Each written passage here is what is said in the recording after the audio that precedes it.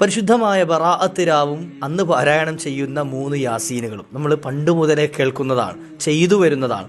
ബറാഅത്ത് രാവ് കടന്നു വരികയാണ്.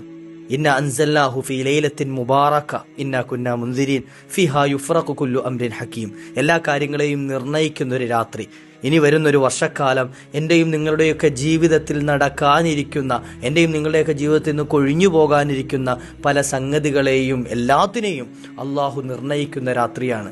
മുത്തുനബി സല്ലല്ലാഹു അലൈഹി വസല്ലമ തങ്ങൾ പരിചയപ്പെടുത്തിയ ഹദീസുകളിൽ കാണാം, ഒരു ലിസ്റ്റ് മഹാനായ അസ്രായിൽ അലൈഹി സ്വലാത്തു വസ്സലാമിൻ്റെ കയ്യിലേക്ക് കൈമാറുന്നതാണ്.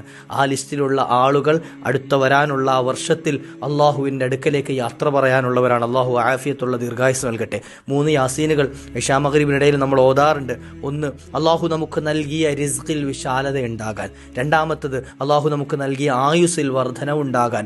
മൂന്നാമത്തത്, അള്ളാഹു നമുക്ക് അവധി കണക്കാക്കി നമ്മൾ ഈ ലോകത്ത് നിന്ന് യാത്ര പറഞ്ഞു പോകുമ്പോൾ നല്ല മരണം ലഭിക്കാൻ, ഹുസ്നുൽ ആഖിബത്ത് ലഭിക്കാൻ അള്ളാഹു സുബ്ഹാനഹു വ തആല അവൻ്റെ ഇഷ്ടദാസന്മാർ നമ്മെ ചേർക്കുമാറാകട്ടെ. അതോടൊപ്പം സൂറത്തു ദുഖാനും പാരായണം ചെയ്യാറുണ്ട്. അള്ളാഹു എല്ലാ സൽക്കർമ്മങ്ങളും ചെയ്ത് ഈ പരിശുദ്ധമായ ബറാഅത്തിൻ്റെ രാവിനെ അള്ളാഹു പൊരുത്തപ്പെടുന്ന രൂപത്തിലാക്കാൻ നമുക്കൊക്കെ ഭാഗ്യം നൽകുമാറാകട്ടെ.